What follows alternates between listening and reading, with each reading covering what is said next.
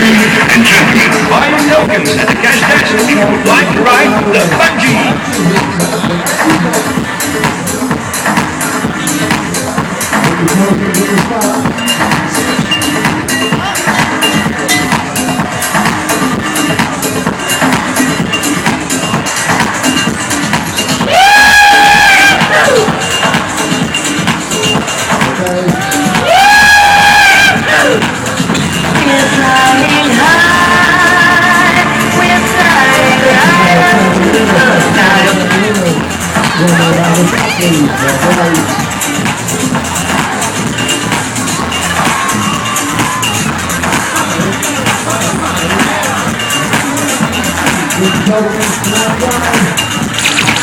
This is number one.